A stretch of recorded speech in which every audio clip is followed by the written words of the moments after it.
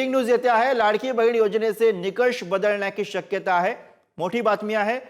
कुटुंबामधील 2च महिलांना योजनेचा लाभ मिळणार आहे। आर्थिक शिस्त राखण्यासाठी निकष बदलण्याची शक्यता वर्तवली जाते।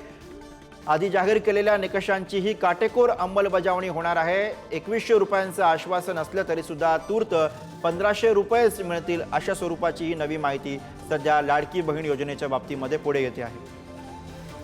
लाडकी बहीण योजनेचे निकष बदलण्याची शक्यता वर्तवली जाते आहे। कुटुंबातील 2च महिलांना योजनेचा लाभ मिळणार आहे। आर्थिक शिस्त राखण्यासाठी निकष बदलण्याची शक्यता वर्तवली जाते आहे। आधी जाहीर केलेल्या निकषांची काटेकोर अंमलबजावणी केली जाणार आहे। 2100 रुपयांचं आश्वासन असलं तरी सुद्धा तुर्तास 1500 रुपये दिले जातील अशी माहिती पुढे येते आहे।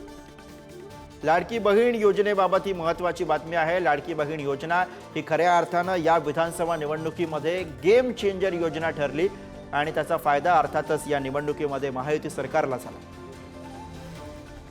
आणि याच विषयी आपण अधिक बोलूया। प्रतिनिधी शिवाजी काळे सध्या आपल्या सोबत आहेत। शिवाजी, नेमके काय निकष असू शकतात, कोणते निकष बदलले जाऊ शकतात आणि काय नवी माहिती समोर येते?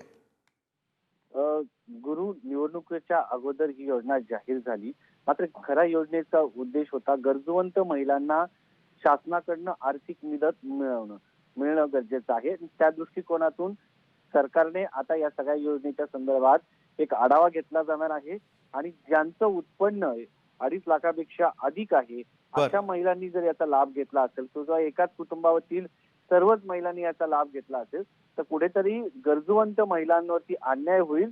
त्यामुळे ज्यांना गरज आहे अशा महिलांनाच ही मदत देणं गरजेचं आहे।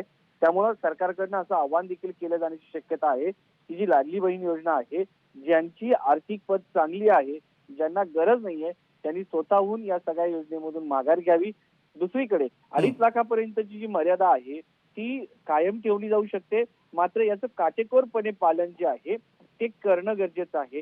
त्या दृष्टिकोनातून देखील पावलं सरकार उचलेल आणि जर स्वतःहून काही महिलांनी गरजूवंत महिलांसाठी स्वतःचा अर्ज मागे घेतला तर निश्चितपणे या महिलांच्या जी मदत दिली जाते सरकारकडनं ती जी आहे ती वाढवली जाऊ शकते। मात्र सध्याच या योजनेच्या संदर्भामध्ये आढावा घेतला जाईल, किती महिलांना याचा लाभ मिळाला, त्याचबरोबर किती महिला गरजूवंत आहे आणि गरजूवंतांना मदत हे शासनाचं धोरण असतं।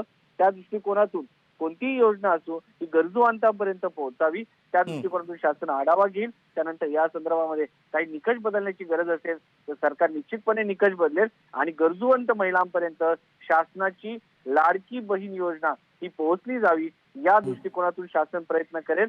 तर जर आपण पाहिलं तर 28 जून 2024 ला या योजनेची घोषणा झाली आणि 1 जुलै पासून ही योजना जी आहे ती लागू करण्यात आली आणि आतापर्यंत महिलांना जी आहे ती मदत शासनाने केलेली आहे आणि गरजूवंत महिलांपर्यंत आता ही मदत कशा पद्धतीने पोहोचू शकते यामध्ये महिलांच्या संख्येमध्ये वाढ झाली तरी चालेल। आदिवासी त्याचबरोबर बिलो पॉवर्टी लेवल म्हणजे दारिद्र्य रेषेखाली ज्या वर्ग आहेत त्या वर्गांना मदत मिळणं गरजेचं आहे आणि ज्यांना आर्थिक त्यांची पत ढासळलेली आहे अशा महिलांसाठी राज्य शासन गरजूवंत महिलांना याचा लाभ मिळावा यासाठी प्रयत्न करणार आहे।